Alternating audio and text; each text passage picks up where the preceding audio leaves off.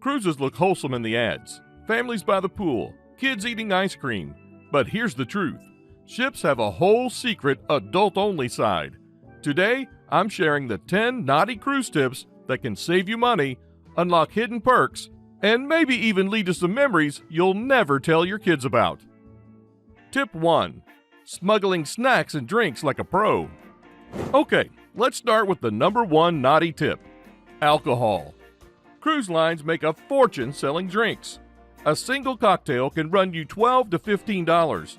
Multiply that by 7 days and suddenly you've spent more on margaritas than your plane ticket to get there.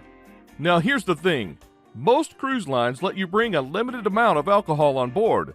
Typically, it's a bottle or 2 of wine or champagne per person. Some lines allow soda or bottled water too. But seasoned cruisers? They don't stop there. I've seen it all. Refillable flasks disguised as sunscreen bottles. Boxed wine tucked inside innocent juice containers. Even clear liquor poured into actual water bottles. And yes, a lot of people get away with it. But here's my advice. Don't go overboard. Pun intended. The smarter move is to max out on what's officially allowed. Then supplement just enough to give yourself freedom. A couple bottles of wine and a 12-pack of soda can save you over $100 before you've even unpacked. The bonus? You're not waiting 20 minutes for a server or paying $80 every time you feel like splitting a bottle of bubbly on your balcony. You can pour a glass, mix a cocktail, or just sneak in a midnight drink without ever flashing your cruise card. And here's where it gets cheeky. Some people even do cabin cocktail hours, where they mix strong drinks in their room, then carry them discreetly around the ship. I'm not saying you should, but if you notice a guy at the hot tub drinking iced tea out of a Yeti mug at 11 p.m., chances are it's not just Lipton in there. Later in this video, I'll show you how to actually drink for free, legally. But smuggling, or at least stretching the rules, is where most naughty cruisers start. Tip 2. Skipping the buffet stampede. Let's be honest. The buffet is a jungle on embarkation day. You board the ship, you're hungry, and what does everyone do? They follow the herd straight to the buffet. The result? Hundreds of people fighting over pizza slices and rubbery burgers. It's loud, it's crowded, and it's definitely not the relaxing start you dreamed of. Here's the smarter, slightly naughty move. Skip the buffet entirely. Most people don't realize this, but on embarkation day, the main dining room and some specialty restaurants are usually open, and they're almost empty. Instead of battling over stale fries, you're sitting down to a plated lunch with a server bringing you wine. It's calm, it's classy, and you feel like you've unlocked a cheat code. Why doesn't anyone do this? Because the cruise line doesn't tell you. They want the crowd at the buffet. It's a chance to sell drinks and upsell dining packages when you're stressed and hungry. But if you know where to go, you sidestep the chaos. One of my favorite embarkation memories was walking past a buffet that looked like a war zone. Kids spilling ice cream, people balancing plates stacked higher than their heads, while I slipped into a specialty sushi spot that was completely quiet. 20 minutes later, I was eating sashimi and sipping sake while everyone else was elbowing each other for fries. And let me add this. There's something fun about feeling like you're breaking the rules, even though you're not.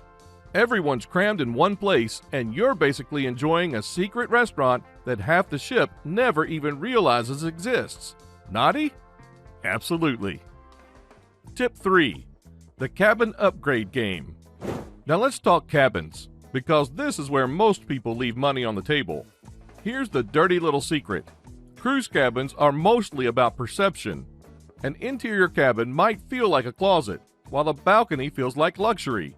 But guess what? The difference in actual square footage is often just a few feet. So how do you upgrade without blowing your budget? You play the game. Upgrade auctions.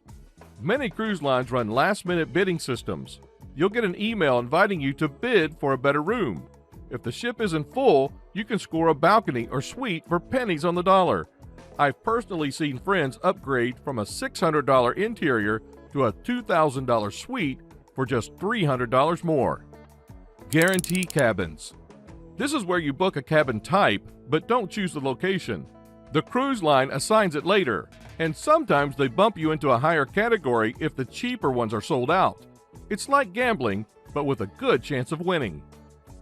Price drops. Here's the real naughty trick. Keep checking the price after you book. If it drops, call the cruise line or your travel agent. Many will honor the lower fare or give you onboard credit. I've seen people score hundreds back just because they asked. And then, of course, there are let's call them romantic perks of upgrading. A balcony cabin isn't just about the view, it's about privacy. Couples know what I mean. The walls in interior cabins are paper thin. You might not care about hearing your neighbors, but they definitely don't want to hear you. A balcony solves that problem, and it comes with its own little touch of freedom. Let's just say a lot of people come back from cruises with extra happy memories.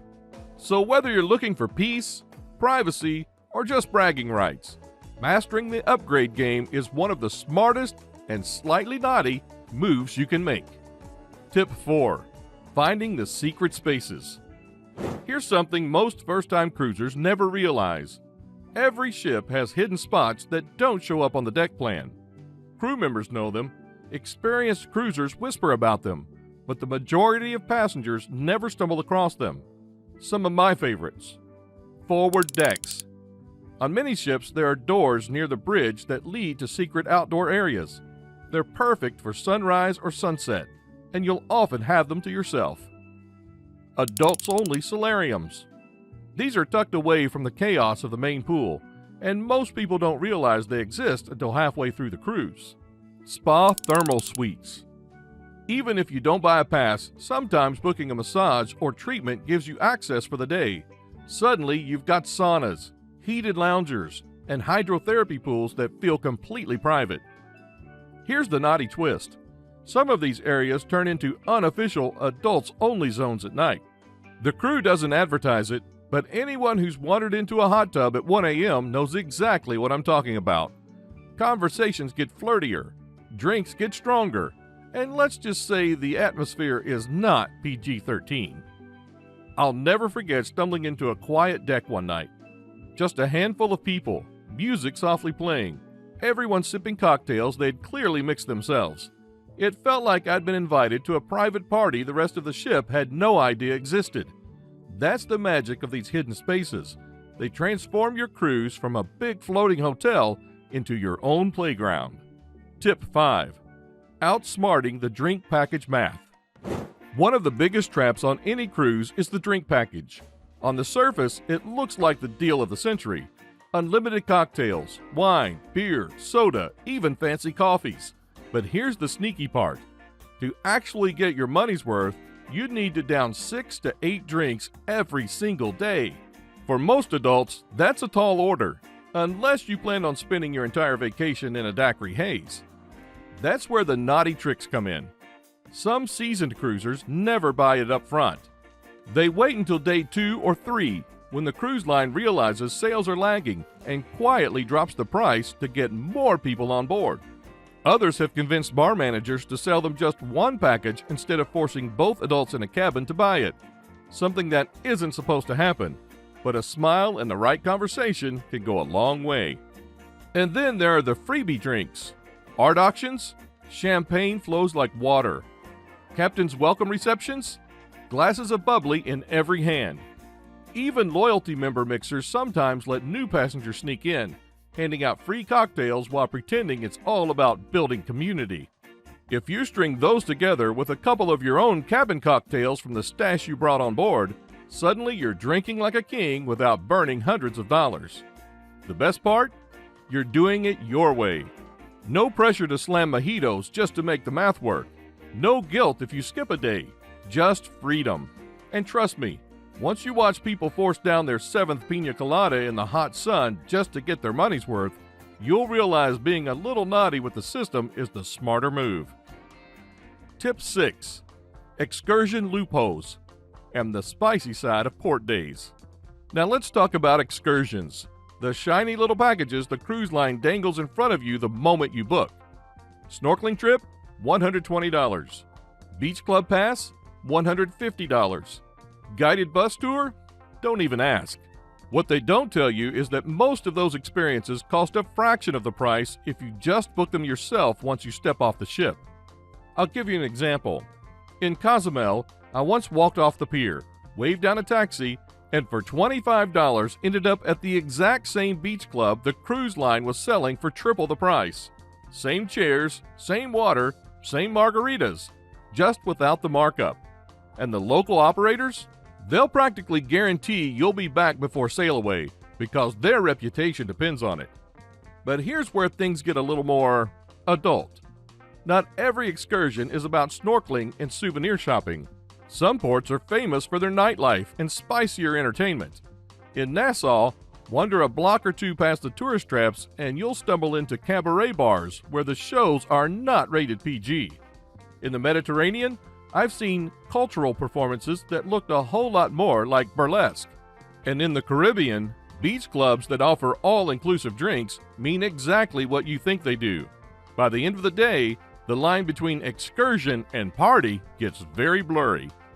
The best kept secret, though? Sometimes the ultimate excursion is no excursion at all. Stay on the ship when everyone else is scrambling ashore, and suddenly you've got the pools, spas, and buffets all to yourself. No crowds, no waiting, just pure indulgence while the rest of the passengers fight over beach chairs in town. It feels almost naughty, like you've hacked the entire idea of a cruise vacation. And in a way, you have. Tip 7. Late night food secrets. Here's a moment every cruiser knows. It's past midnight. You've just walked out of the nightclub or maybe spent an hour in the hot tub, and suddenly, you're starving. The problem? By that time, the buffet's locked up tight, the dining room's closed, and most new passengers think they're out of luck. But the truth is, the ship never really sleeps. If you know where to wander, there's always something cooking. On one cruise, I was heading back to my cabin when I caught the smell of a fresh pizza drifting through the atrium. Sure enough, tucked into a tiny corner, a counter was still serving slices to the handful of people awake enough to find it. Another night, a bartender I'd gotten chatty with leaned over the bar and whispered, "Deck 15, after 1 o'clock, ask for nachos." And he wasn't kidding. When I showed up, there it was, an unlisted little nacho station. No sign, no crowd, just a few people in the know. And here's the real insider move. If you've built a bit of rapport with the staff, sometimes they'll let you in on what's not on the menu. A friend of mine swears by ordering steak sandwiches at 2 in the morning. On my last cruise, I saw someone get wings delivered when the kitchen was supposedly closed. It's not guaranteed, but if you ask with a smile, you might be surprised at what happens. The best part is the atmosphere. Imagine couples laughing over a shared plate of fries, new friends from the club showing up in groups, and half-tipsy strangers bonding over greasy food. It's messy, it's unscripted, and it's one of those little after-dark rituals that turns a cruise from a family vacation into a grown-up playground. Tip 8. Casino secrets beyond gambling. Most people step into the casino thinking it's just about luck, slots, blackjack, roulette. But the real veterans know the casino is a doorway to something much bigger. Perks. I'll never forget the first time I realized this. I had been playing penny slots, not risking more than a few bucks, when a server dropped off a free drink with a wink. I hadn't ordered it, I hadn't asked for it, but just by being in the system, I was suddenly treated like a player. That's the secret. The casino isn't just about winning money. It's about showing you might spend money, and the cruise line rewards that. If you sign up for the casino's loyalty card, even if you're not betting big, your play gets tracked. The next thing you know, the host is offering you free drinks, or you're getting a flyer in the mail after the cruise inviting you back with hundreds off your next trip. I once met a couple who joked that they'd paid for the next cruise with free vodka tonics. But there's another side too. The late night vibe. The casino after midnight feels different. It's smokier, louder, flirtier. Strangers start cheering for each other at the roulette wheel. Groups form around a blackjack table, and drinks flow a little faster. More than once, I've seen friendships, or flings, spark right there among the slot machines. If you thought the nightclub was where people get loose, try the casino at 2 in the morning. It's a different kind of party, and one that the cruise line quietly encourages, because the more fun you're having, the longer you'll stay. So even if you don't consider yourself a gambler, wander through, play a little, socialize a lot, and see what perks come your way. The casino is about far more than cards. It's about connections. Tip 9. Breaking dress codes without getting busted. Every cruise line loves to advertise their glamorous formal nights. The photos look like a Hollywood gala: tuxedos, gowns, champagne flutes clinking under chandeliers. And sure, some people love that. But let's be real. A lot of passengers dread packing all that extra gear, especially when you're already trying to squeeze swimsuits, shoes, and sundresses into a single suitcase. Here's the truth most first-timers don't realize. The rules aren't as strict as they seem. I remember my very first formal night. I showed up nervous, wearing a blazer and tie, surrounded by people in tuxedos. Then, at the next table over, a guy was sitting in a collared shirt, no tie, enjoying his dinner like he owned the place. Nobody stopped him. Nobody cared.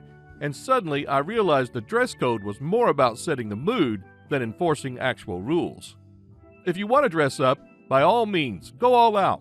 But if you'd rather keep it simple, a decent shirt or a little black dress will usually pass without a second glance. And if you really don't want to play along, skip it.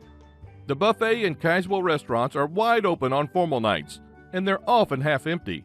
One of my favorite naughty moves is grabbing sushi or pizza while everyone else is squeezed into ball gowns. It feels like you found your own private escape. And let's not forget, there's an unspoken 18+ undertone here too. Formal night isn't just about photos. For some, it's the unofficial singles night. People get dressed to impress, the wine flows a little heavier, and let's just say the conversations at the bar after dinner can get a whole lot more interesting. Now, whether you lean into that or avoid it entirely, knowing the reality of dress codes keeps you in control of your evening. Tip 10. The secret of own the ship hours. This is hands down my favorite cruise hack, and the one most people never figure out. Every ship has certain hours when it feels like you've got the whole place to yourself. The first time I discovered it was by accident. I woke up early, jet lagged, couldn't sleep, and decided to wander up to the pool deck around 6 in the morning. And there it was, silence. The water was perfectly still, the sun was just breaking the horizon, and I was the only person in sight. I swam alone, grabbed a coffee, and felt like I owned a private resort. It was magic. The same thing happens late at night. After midnight, once the buffet shuts and the families head to bed, the ship transforms. Lounges are quiet, hot tubs are deserted, and you'll often find just a handful of adults stretching the night a little longer. I've had some of the best conversations of my life sitting in a nearly empty jacuzzi at 2 in the morning, swapping stories with people from the other side of the world. And then there's the ultimate insider move. Stay on board during port days. Most passengers rush off the ship the moment the gangway drops. But if you stay behind, you suddenly have run of everything. No waiting for treadmills in the gym. No lines for food. No crowded pools. It's like your own floating palace. And there's something deliciously naughty about it too. Skipping the excursion everyone else signed up for and instead lounging in peace while the ship is empty. It feels like you've unlocked a secret level of cruising that nobody else knows exists. And there you have it, 10 naughty cruise tips to outsmart the system and unlock the hidden side of ship life. Now I want to hear from you. What's the wildest or sneakiest thing you've ever seen on a cruise? Drop it in the comments. Check out the next video right here for more insider secrets and grab your free cruise checklist in the description. Your voyage is just beginning.